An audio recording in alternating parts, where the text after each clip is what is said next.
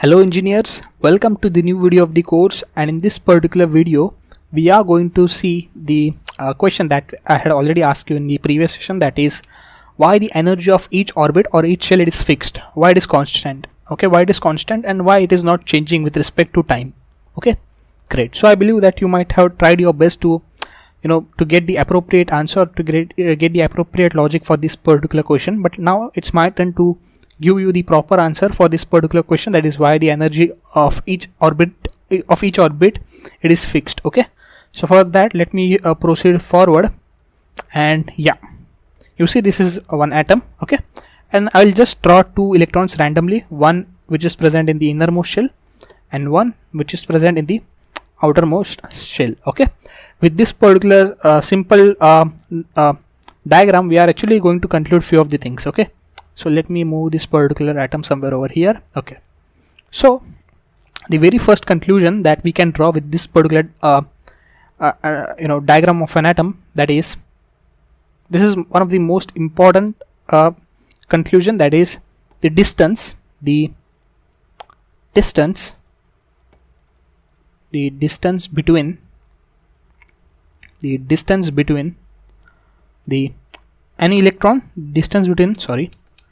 any electron, I'm writing it in the short form. So electron, I'm writing it in the E minus way. Okay, in this way, E minus, the distance between any electron and nucleus, is fixed. So it is fixed. So you just see over here. Maybe I'll take this one. Yeah. So if I try to measure the distance between the electron and this particular nucleus, it is fixed. Okay, even this particular electron, let's suppose this particular electron, as we all know that this particular electron revolves around nucleus, and let's assume this particular electron comes over here, and again if I try to check the distance between this electron and the nucleus, so what I can say is that the distance between the electron and the nucleus, it is still same. Okay, so no matter what, like where this particular electron goes in this particular shell or in this particular orbit, the distance is going to be constant. Okay, so this is the most important conclusion. Now let me just erase it. Okay, similarly if you try to deduce the distance between this electron and the nucleus, okay, so that distance would also be same. Okay, even this particular electron, let's suppose if it is somewhere over here, so even though you are trying to calculate distance once again, so you can see that the distance is constant in both of these particular scenarios. Okay, so that's why I had mentioned over here that the distance between any electron, and nucleus, it is fixed. Okay, great. So this is the first conclusion, and most of the students, they will ask me, that's fine, even we also know that the distance between the electron and the nucleus, it is same, or it is going to be same, right? But what we can conclude from this particular point, okay, like why you wrote this particular point, okay, because with this particular point nothing is clear. Okay, if you all guys are saying that with this particular point like nothing is clear, just try to see this particular concept in little from different perspective. Okay, when I say that the distance between any of the electrons and the nucleus is constant, that means what? That means the force of attraction between the electron and the nucleus, that is going to be constant, right? Why? Because you see your distance is constant, so the force applied or the force of attraction, obviously we all know that nucleus is positive charge, right? Nucleus is positively charged because it has protons, right? It has protons, and we all know that protons are positively charged, and similarly we all know the electrons are revolving around that particular nucleus, so obviously there would be attraction between these two charges, right? And since if you look very clearly, the electrons are revolving around the nucleus with some fixed distance, right? So therefore the force of attraction would also be fixed. I hope you are able to understand this, right? So let me just write over here the attraction with this particular point. See, with this particular point we can deduce that the force of attraction is constant. The force of attraction between electron and nucleus is also constant, is constant. Okay, great. Now let me erase this. Similarly, if you look over here, okay, if you look at this particular electron, let me take this particular color only. Okay, if you look upon this particular electron and this particular electron, we all know negative and negative. So negative charges, or other like charges, they will repel each other, right? They will repel each other. Okay, so if you look over here, this electron will try to repel this one, and this electron will try to repel this one, right? And if you look over here, you know, let's suppose at time t is equivalent to 0 seconds. Let's suppose at time t is equivalent to 0 seconds, this electron is present over here and this electron is present over here, right? And let's assume if I'm checking, okay, sorry, at time t is equals to 0 second, these electrons, they are present at this particular respective places.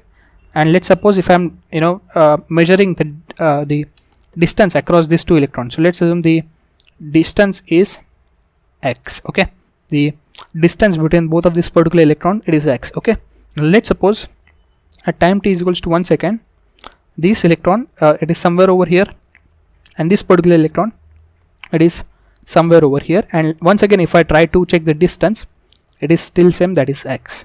Okay, so we can conclude one more point, that is the force of repulsion between the electrons is also constant. Okay, why? Because the distance between both of these particular electrons, it is going to be constant.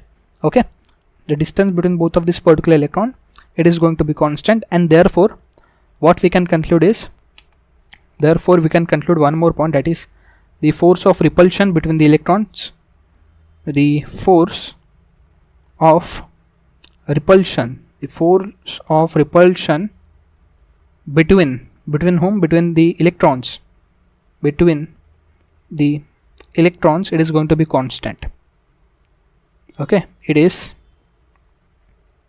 going to be constant. It is constant. All right, directly it is constant.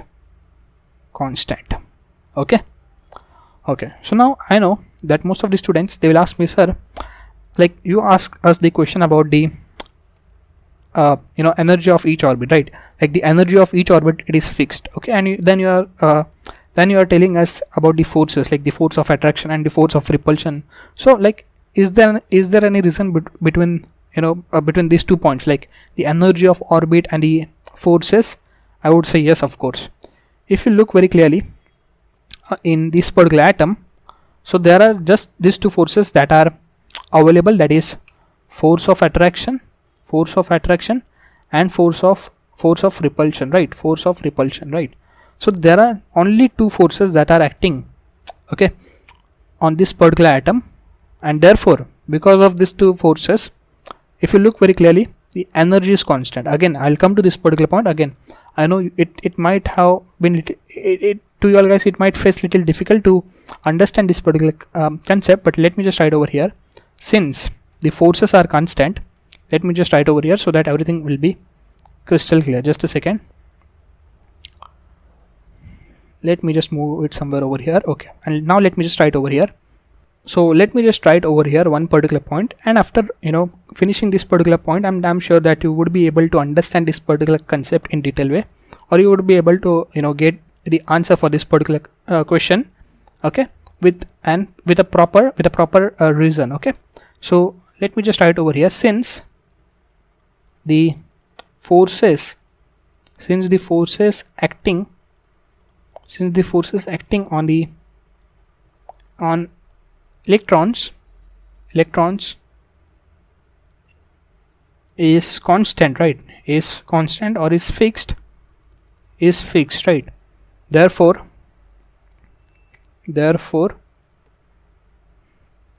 what? Therefore the energy of each orbit or shell is fixed. Again, we'll quickly revise this particular concept. Okay, so you see, when I talk about this electron, so this particular electron will experience certain attraction force from this particular nucleus, and at the same time it will, you know, face certain repulsion force from this particular electron, right? I hope you are able to understand this. This electron, actually I drawn it in some different way. Yeah, see, this particular electron will face certain attraction from the nucleus, and it will face certain repulsion from this particular electron. So it will face only two forces, right? Therefore the energy of this particular electron will remain constant. Let's assume it is 2 electron volt. Okay, let's assume it is 2 electron volt. Okay, when I said that the energy of this particular electron remains constant, that means the energy of the entire shell will also remain constant. Okay, I hope you are able to understand this particular point. Okay, no matter how many electrons are present, let's suppose if there is one more electron present over here, so it will again experience the same two forces. Okay, I hope you are able to understand this. Similarly, if you look at this particular electron will also face the attraction force and repulsion force on this particular electron, right? So it will again face two electrons, sorry, it will again face two forces. Okay, so therefore the energy of this particular electron will also remain constant, that is maybe 1 electron volt. Sorry, so when I say that the energy of this particular electron remain constant, that means the energy of this particular innermost shell is constant, or it is fixed at around 1 electron volt. Okay, so I really hope that you understood, or rather you got the answer for this particular question, that why the energy of each orbit it is fixed, because the electron which are present in that particular orbit, they experiences only two forces, that is attraction and repulsion, due to which the energy of the electron will remain constant, or the energy of that particular electron will be fixed, right? And when I said that the energy of electron it is fixed, right, because the electron revolves around nucleus in certain orbit, right? So the intensity of the electron, or rather the energy of electron, will remain constant, right? That means the energy of orbit would also be constant, right? If the energy of electron is around 2 electron volt, so the energy of the entire orbit would also be 2 electron volt. I hope you are able to understand this, right? So that's the reason behind this particular question. Okay, now there is one more question, and that is, what if I place this particular atom inside that particular material or inside that particular crystal? Okay, so let's suppose this was the atom which we were analyzing. Now what we done, we are keeping this particular atom in crystal, in the same crystal. Now how exactly this particular atom will behave, whatever the concept that we had applied over here, will it be same or will it be different, right? So this is what we are going to see in the upcoming session, where we are also going to see the concept of energy band. Okay, so this was all about the session, and by the way, whatever concepts that we had discussed till now, it is only valid for an isolated atom, that means for a single atom.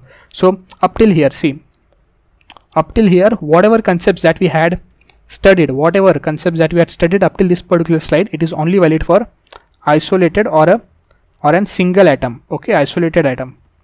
So when it comes to isolated atom, we just saw two forces, that is attraction and repulsion. So attraction between nucleus and electron, and repulsion between electrons and electrons. Okay, but when we are going to place this particular atom inside the crystal, right, so there would be n number of nucleus, n number of electrons, right?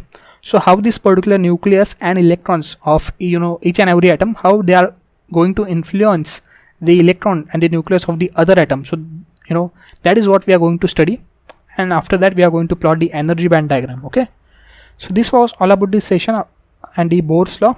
I really hope that you understood this particular concept, but still, if you have any doubts, if you are facing any difficulties anywhere, it's my request to you that you please ask me in the communication section. I will surely help you out there. Okay, so I had also mentioned this particular point, that is attraction between E and N and repulsion, and thus energy is fixed. Okay, so if you want, you can also refer this particular points, it is one and the same. Okay, so thank you for listening me patiently. I am ending this video over here. Thank you.